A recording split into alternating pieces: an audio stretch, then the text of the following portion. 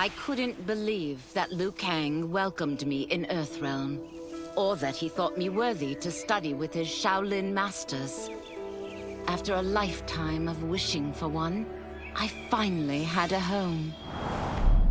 But my joy was tempered as I thought about Serena.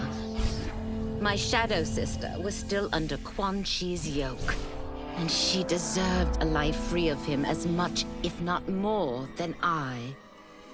Quan Chi and my other sisters proved tenacious, but they were no match for my blade. I snatched Serena from them. Then Liu Kang helped me break Quan Chi's spell. Her mind free of his influence for the first time in years, Serena chose to join me in Earthrealm. My sister and I once again fight side by side. Only now we do so for Earthrealm. Together, we have formed the Order of Light.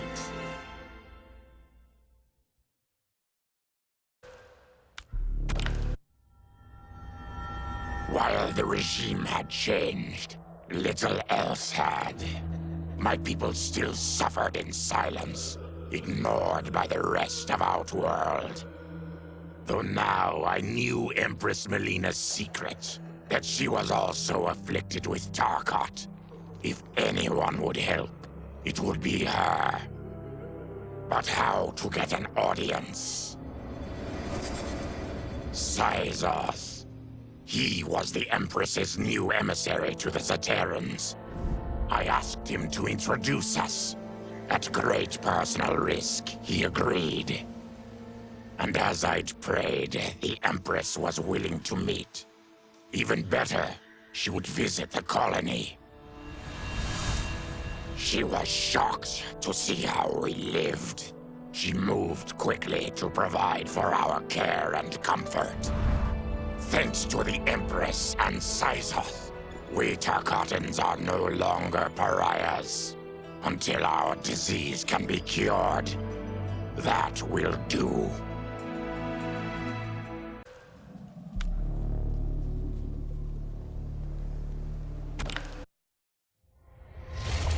Though the barriers between timelines had been rebuilt, there was no question that they could again be broken. Protecting this timeline would require eternal vigilance, so that it could not fall victim to further outside aggression. But nothing in my countless lifetimes had prepared me for this task. In none of them had multiple timelines ever coexisted. Monitoring them for threats was an entirely novel problem. It would require a novel solution. I discovered that though the timelines no longer touched, their meeting had left them intertwined. I can now secretly surveil all timelines, keeping watch for potential danger. It pleases me to do this service for the new era. Lord Liu Kang may rest assured that it is secure.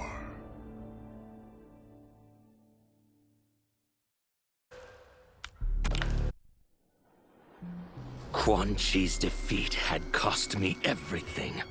For months I had furthered his plot, and now I had to start over. Saito's people were still in chains. That's when Rain approached me. On the run from Empress Melina, he was desperate for help. And though I'd had my fill of sorcerers, this one was different. I agreed to provide him safe haven. He agreed to help topple Saito's government.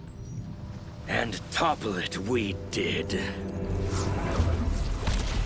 Rain summoned a wave so fast, so powerful, that it crushed the capital. Saito's fascist rulers were swept away. My people are finally free. They can chart their own course, needing only to follow their own desires. Their lives are now blessed by anarchy.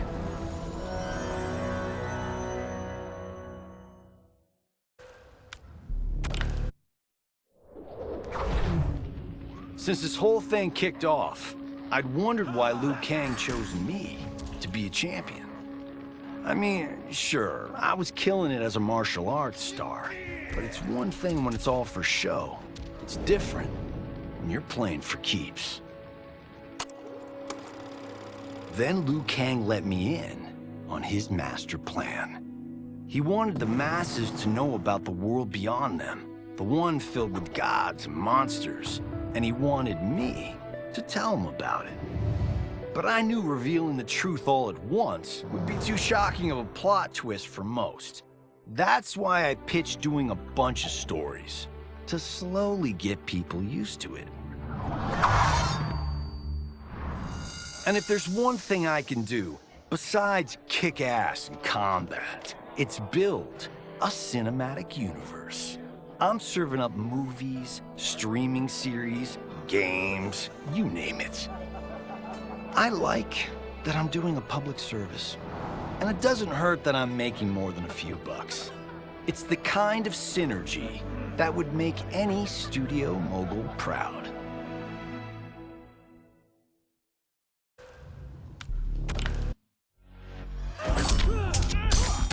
I wasn't looking for allies against the Yakuza, but I found one in Special Agent Jackson Briggs. He'd heard gangsters plotting to kill me on a wiretap and came calling, hoping I'd be his informant. We planned to part ways when we got the job done. But then, Shang Tsung showed up to steal Sento. Needless to say, Jackson had questions. It blew his mind to hear that the stories in Johnny's movies were real. Once the shock wore off, Jackson quickly sized up the threats Earthrealm faced.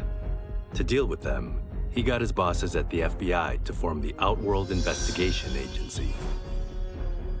When he asked me to sign on, I hesitated. After all, me? A government agent? But it's an important job. And more importantly to me, an honest living.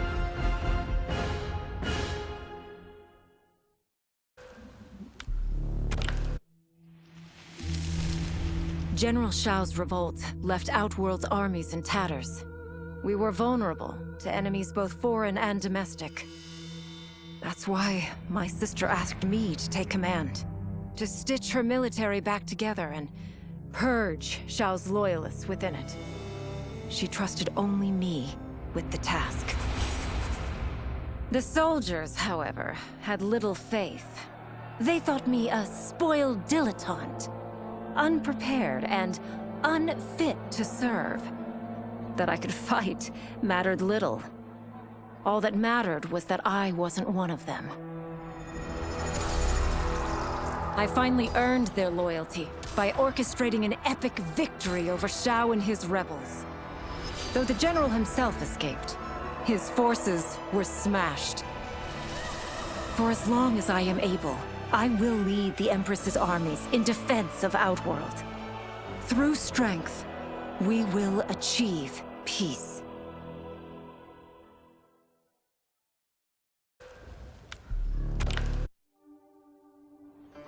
It was inevitable that the Shaolin Masters had me join them. They knew just how much future initiates could learn from me.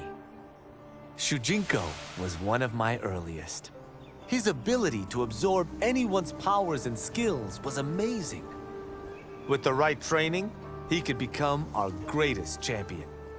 I knew that I alone could give it to him. But as his proficiency grew, so did his ego. In love with himself and his power, Shujinko became a threat to the realms. He hadn't learned humility, because I wasn't the one who could teach it. I should have listened to Raiden's warning and not tried to train Shujinko alone. After he was subdued, Shujinko's accumulated abilities and memories were taken from him. He is once again a new initiate, ready to begin his training. This time, Raiden and I train Shujinko together. He will become the champion he is destined to be, and I will fulfill my duties humbly and cooperatively.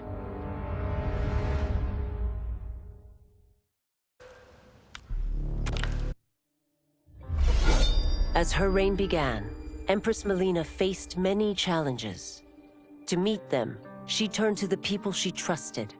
Her sister to lead her army, and me to lead her Imperial police. Though I missed Empress Sindel dearly, I was glad my ties with her family had been mended.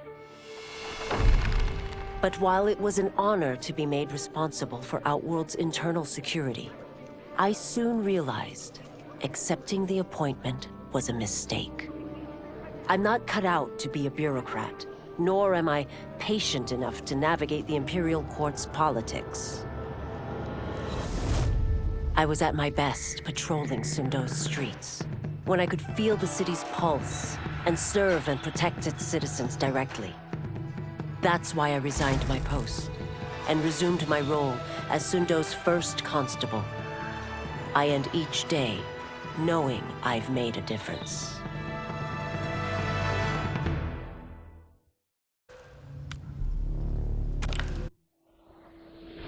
My loyal partner had warned me. Reclaiming my power as Keeper of Time might have unforeseen consequences. In this, as in most things, he proved prescient. The process I had undergone did irreparable harm to my body. Taking back my power had cost me my immortality. While my lifespan would still stretch across eons, I would one day perish. And if the war with Titan Shang Tsung taught me anything, it is that this timeline is not safe without a protector. Yet I had never given thought to choosing a successor. Who is it that could replace me and protect my new era? The answer, of course, is Geras. Tireless and meticulous, he is perfectly suited to be entrusted with this grave duty. And no one knows better the temptations of the Hourglass. I have no doubt he will be above them.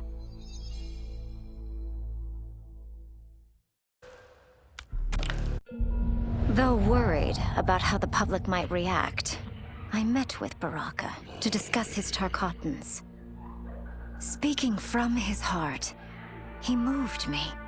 I agreed to visit his colony and see how his people lived. The conditions were atrocious. This was one of my mother's few mistakes. Like all Outworlders, she treated Tarkatans with scorn. What they deserved from us was compassion. And the only way to get it for them was to reveal my affliction. To show all my subjects that even an Empress could get Tarkat. The scandal my revelation caused was intense. But with the help of Kitana and Tanya, I emerged from it a stronger Empress than ever. My honesty, empathy, and resolve won over my remaining doubters. There is no longer any question that I am fit to lead the Empire.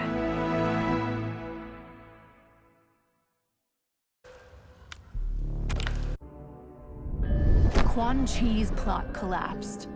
Along with it, my plan to secure new beings to feed my starving people. Because I'd advocated for partnering with him, I was held responsible. If I didn't seize for Viternus' new feeding grounds, the Coven would banish me. But then, I had a revelation. I didn't need to conquer realms to feed my people. I simply needed to capture enough beings to breed them. Once they multiply, Viternus will have a limitless, renewable source of food. And I only need a few thousand to start. A number so small compared to the billions in the realms that no one will notice as people go missing. But it will be more than enough to establish our breeding stock and feed a ravenous Viternus.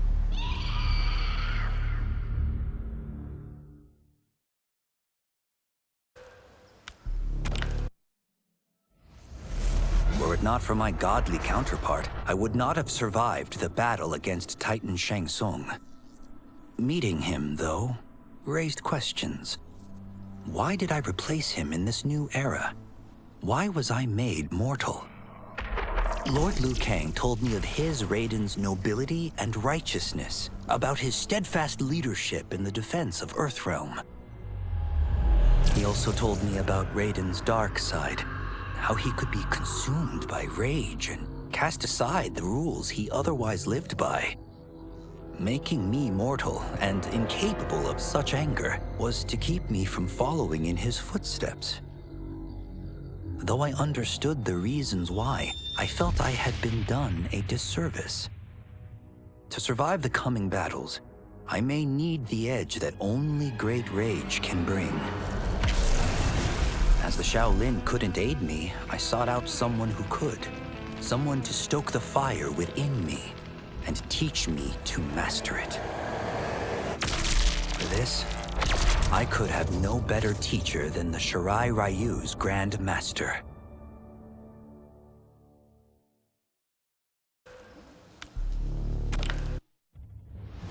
To elude capture by Empress Melina, I joined Havoc's crusade in Sido. There, I summoned more magic than I thought possible, and drowned out the old regime. Havoc's longed-for anarchy had been achieved. He was more than satisfied. But I was left empty and broken. Had I been satisfied as Outworld's High Mage, not let myself be tempted by Shang Tsung, a great city would not now lay in ruins. I've caused devastation, ended thousands of lives, all because of my blind ambition. I've betrayed my oath, my sovereign, and my realm. These high crimes merit punishment, and I'll accept whatever the Empress gives me. My only ambition now is to one day be forgiven.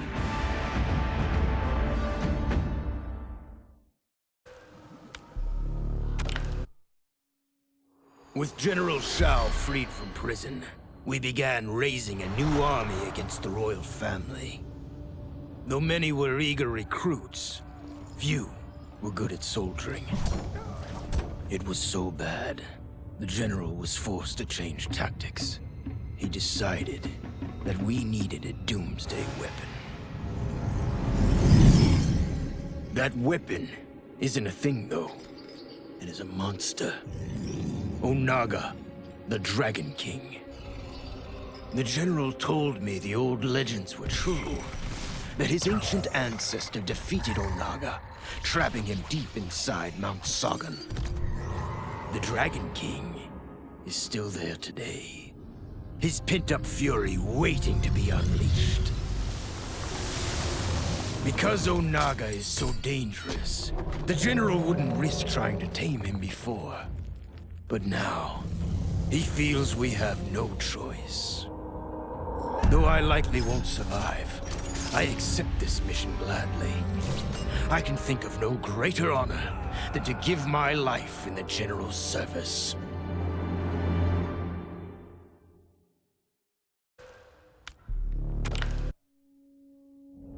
After fleeing Outworld, I hadn't expected to return. But then, I also hadn't expected the new Empress to make me an offer I couldn't refuse. To thank me for helping stop General Shao's rebellion, she asked me to be her emissary to the Zaterrans. Going home, bearing the seal of the royal house, I would show, once and for all, that my mutation wasn't to be feared. That it wasn't a source of shame. To my surprise, I was welcomed. But those warm smiles hid a dark secret. I stumbled upon a trove of official records, which showed that my shape-shifting ability isn't unique. Many Zaterrans are born with it, but are killed by their government to keep it from spreading.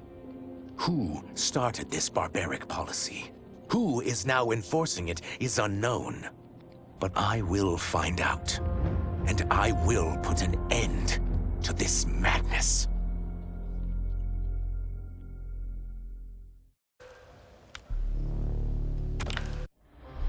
No sooner had Titan Shang Tsung been defeated than Bihan and his loyalists hunted us down. Outnumbered, we fled to Japan. There, we sought refuge from an old family friend. As children, we played together. But Harumi Shirai was a woman now, the head of her clan. Her strength, beauty, and intellect awed me. Also incensed by Bihan's betrayal, Harumi agreed to help me forge a new clan, one that would stand against him and defend Earthrealm. Her aid proved invaluable, and as time went on, we grew closer. To honor Harumi and pay respects to my new bride, I named the clan after her, calling it the Shirai Ryu. Now the battle against my brother begins in earnest. The Shirai Ryu won't rest until Bihan is defeated and the Lin Kuei's honor restored.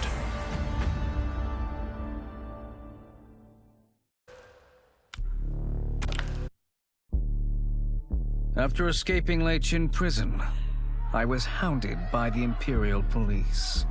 I needed a place to hide and to recuperate while I plotted the best way forward. I knew the remote canton of my youth would be perfect. To escape capture, I traveled by sea. Little did I know that a gargantuan storm was brewing. My tiny craft was smashed apart. I closed my eyes, waiting to drown, hoping that the Netherrealm wouldn't claim my soul.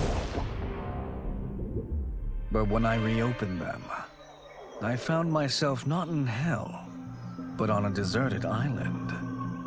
From its ruins, I could tell that great sorcerers had once lived there. In the caves beneath the ruins, I found what I can only describe as a well of souls. Once I learn how to wield its power, I will become invincible.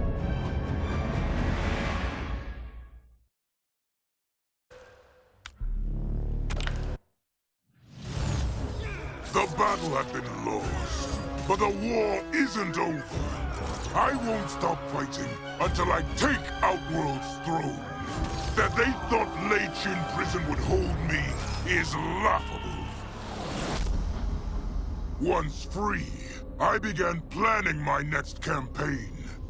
I would need an unstoppable army to overthrow Melina. Unfortunately, most of my former soldiers lacked the courage to rally to my standard. Rebuilding my army would require finding new recruits. And that task is proving easier than expected. Outworld's golden age has left more than a few behind. Without hope, without power, they eagerly heed my call to tear down Melina's government.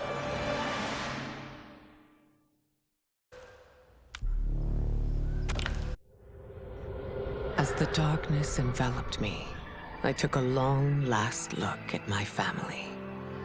I did not expect to see them again until their souls joined mine in the living forest. But miraculously, my beloved husband delivered me from oblivion. Though he couldn't save my body, Jared had preserved my soul. Like him and countless others, I am now a part of Ermac. Yet ours is not a peaceful repose. The collected souls within Ermac have their own needs and agendas. Before we can speak as one, we must first reach consensus. I had thought, as the former rulers of Outworld, I and Jared would hold sway.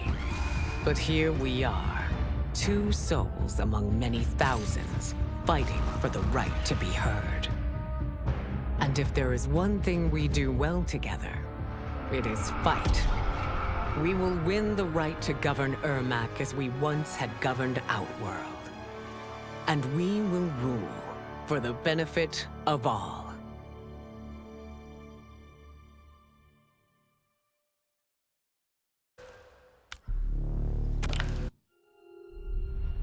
Kuai Liang and I were working hard to build our new clan. But even with the help of his close friend Harumi, it was difficult. The biggest problem was finding the right initiates. Then, one night, while walking outside Harumi's compound, I was attacked. I thought at first it was a Lin Kuei assassin, but his strikes were too uncertain, too angry. My attacker, it turns out, was a boy. Homeless and hungry, his assault was born of desperation. He needed money so that he could eat. It was like looking at myself 15 years ago. I would have ended up just like him if the Lin Kuei hadn't taken me in. So I took the boy to Kuai Liang, who also appreciated his fire. We made him our first initiate. The boy's name? Hanzo Hasashi.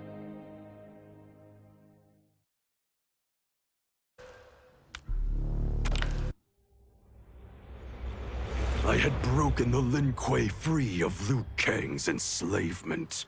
We were now masters of our destiny, and could take our place among Earthrealm's great nations.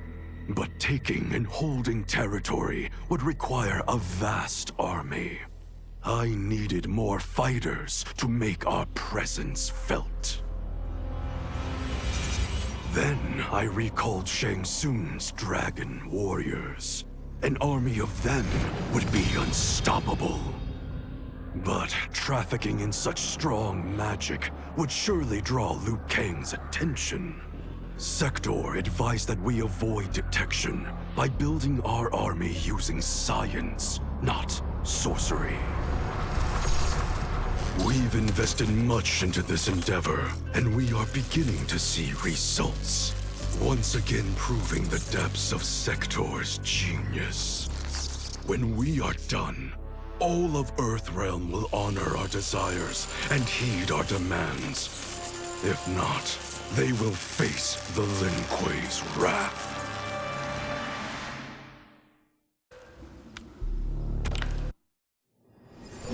Until recently, I hadn't met Li Mei, but I had heard the stories. How the Umgadi's matron superior blamed her for not preventing Emperor Jared's murder. How she quit in disgrace rather than accept punishment. But those stories didn't fit the woman I now knew. Li Mei would never have been so negligent. Eventually, I uncovered the truth. The failures and mistakes which led to the Emperor's murder, they resulted from poor decisions made by the matron superior themselves. They made Li Mei their scapegoat. When the Empress found out, she wanted the Umgadi disbanded. But I convinced her that it could be reformed. To make sure it did, she put me in charge. I am humbled by this sacred responsibility. The Umgadi, my sisters, they are my life. I will not let them be brought down by the acts of a selfish few.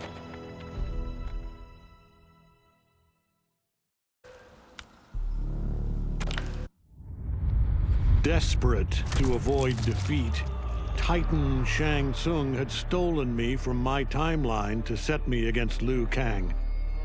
He assumed a Viltrumite would shift combat in his favor.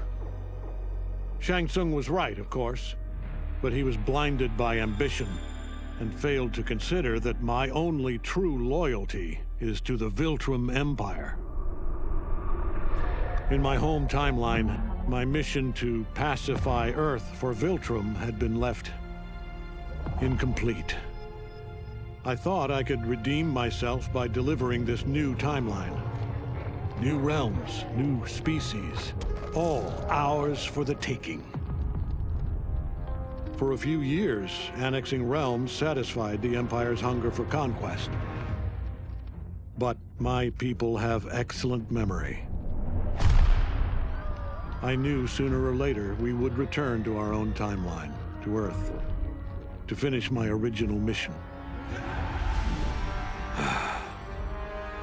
I only hope my son has had time enough to prepare.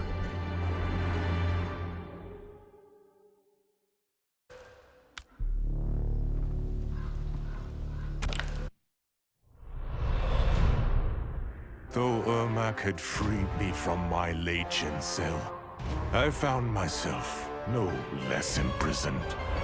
I had no allies, no benefactor, and no obvious path back to power.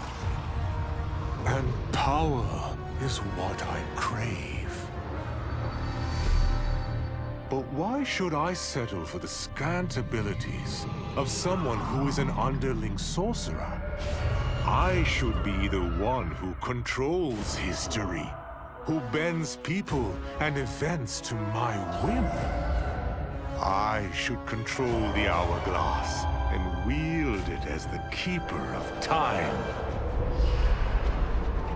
While I search the realms for the hourglass, I further master the dark magic needed to destroy Liu Kang.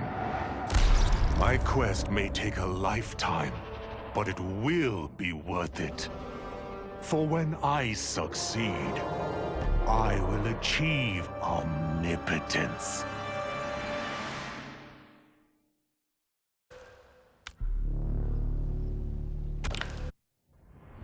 Project Starfish? Project Butterfly? Crazy Town. Both of them. But neither was as fucked up as Project Magician. I was way over my head with Eclipse. I mean, the dude's a goddamn god. Somehow, though, I got his back to the wall. Freaked him out so bad, he cast a spell that sent me here. I guess he thought sending me here would finish me? But I tell you, I feel like I've come home. This place needs peace. Bad. And like me, folks here will do whatever it takes to get it. So bring on Shao, Reiko, and those dickhead sorcerers. I'll drop them all first chance I get.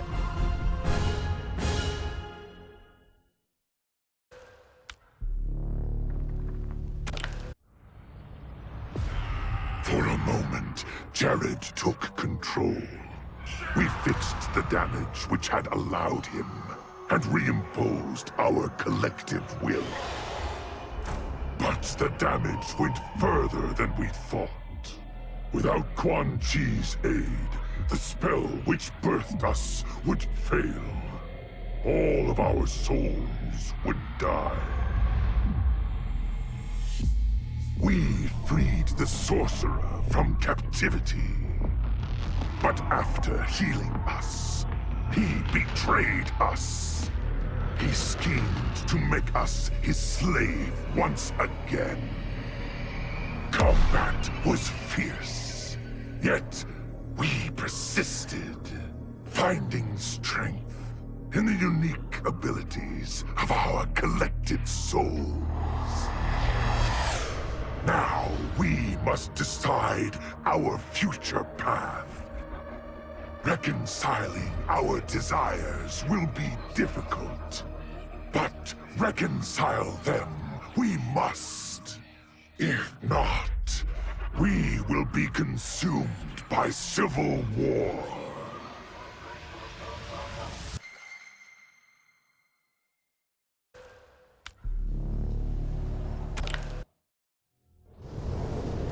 How many times have I saved them? I give and give and give, but no, I laser a few measly, innocent bystanders, and suddenly they're all, "What have you done for me lately?" I guess they forgot there's only one true justice in this world. Me. But of course, that was before things got weird. Gotta admit, a portal from another dimension opening up and demons pouring out wasn't how I thought Tuesday was gonna go. But then again, that multiverse crap is all the rage lately, so who knows? And the same ungrateful crybabies who whined about me lasering a few dozen nobodies, now they beg me to save them. So I save the world again. I mean, it's my world. Can't let a bunch of demons disrespect me. After I finished them off, their portal or whatever was still open, which could only mean one thing: sequel. I went in the damn glowy hole, and what did I discover?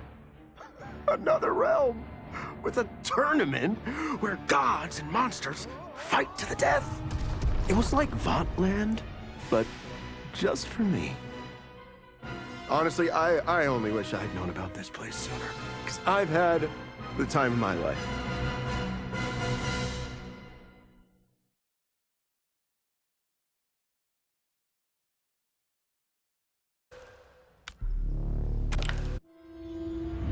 To kill a snake, you cut off its head. Or in the Yakuza's case, its heads. Kenshi said I couldn't do it. But he didn't know what I knew. That the family's bosses were meeting to talk shop and settle disputes. In one fell swoop, I could decapitate them all.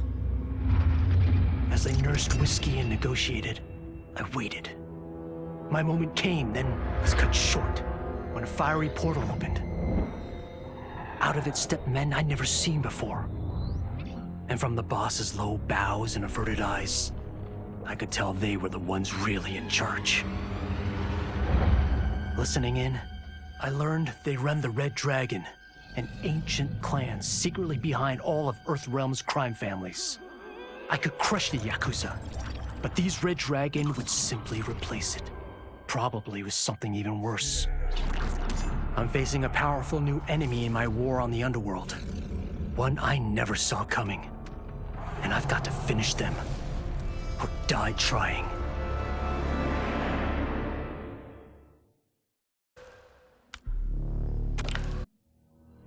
Though Kuai Liang had accepted me as a Shirai Ryu, many of his warriors could not. The bloodshed at the wedding had left many injured and scarred. Their hearts understandably simmered in bitterness. It boiled over one day as we trained. A push became a shove, and suddenly I was fighting for my life. After he intervened, Kuai Liang banished the instigators. It made me ill, how my presence was disrupting the clan. It was no way to repay Kuai Liang's mercy. So, I offered to resign, and asked for those who attacked me to be reinstated. But instead of ending my time with the Shirai Ryu, my gesture heralded a new beginning. It gave those still resentful of me pause, enough for them to permit me a fair chance to prove myself. Given the circumstances, it is all I can ask.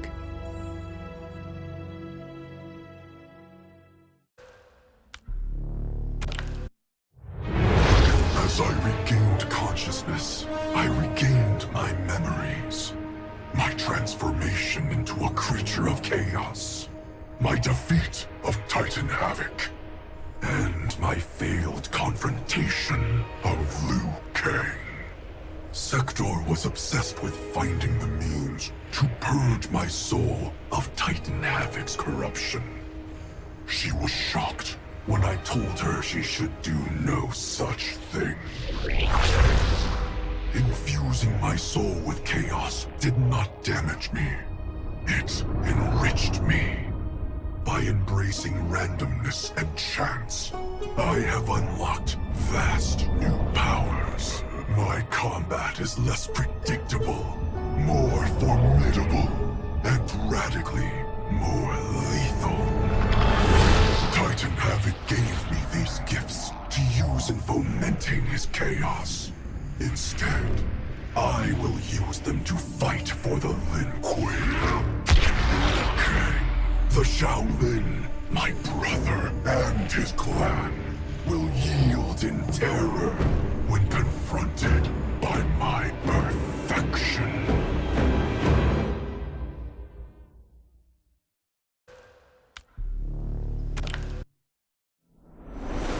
Though I had returned to the temple after Titan Havoc's defeat, I remained livid. Livid with Bihan's foolishness, Kuai Liang's betrayal, and Cyrax's defection to his Shirai Ryu. So when Quan Chi arrived to parley, offering to eliminate the upstart clan, I listened. For his services, Quan Chi asked that I retrieve an amulet that was locked away in the Temple of the Elements. No small task, given its wards and guardians. The one worth undertaking, if it would finish the Lin Kuei's rivals. But before I could find the amulet, I found Bihan. There he was, imprisoned and forgotten, when Liu Kang had promised to restore him. As I rescued Bihan, all thought of retrieving Quan Chi's treasure was quickly forgotten. I will never forgive Liu Kang for this betrayal. That he is a god will not stop me from seeking vengeance.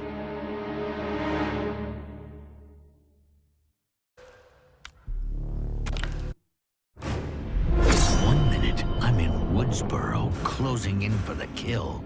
Then the next, somehow, I'm here. How did it happen, and why? Don't know, and I don't care. What I do know is I'm gonna sink my teeth into this plot twist. But people here don't know me. And if I'm gonna relish making mayhem, I need 'em fucking scared. Live streaming some kills will do the trick. The shredded flesh and splattered blood will go viral. And that's when the fun really begins. I can't wait to start stacking bodies, to see the eyes go dark as they die. I do this right, someone will want to turn it into a video game. And they say I'm a psycho.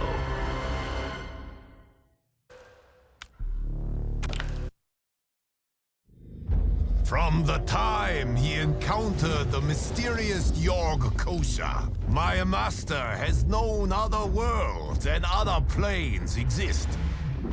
Long has he dreamed of visiting them and availing himself of their pleasures. So when he learned that one of these worlds faced an unimaginable evil, he did not hesitate to heed its call for aid. But even his wildest imaginings could not prepare him for these gigantic, hideous beasts. If not annihilated, they would consume this world. And after that, fill their bellies with ours. Pleased with his new allies, and eager for the adventure this new world afforded, Conan chose to stay here once the battle was won. Many wars did he fight. Honor and fear were heaped upon his name. In time, it became legend.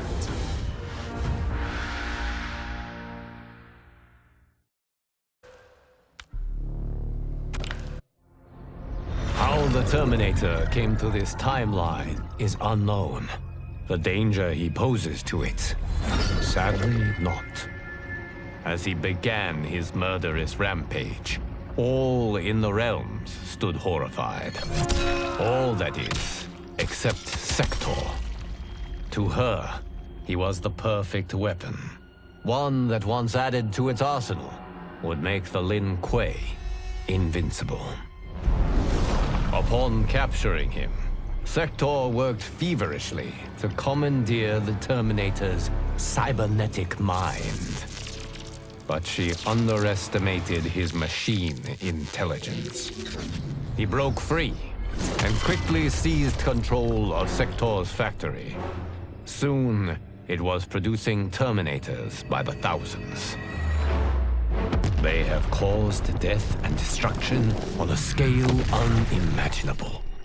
Not even my godly power can stop them. Our options and our time are running out. If we cannot soon find an answer, this timeline's flesh and blood beings will be obliterated.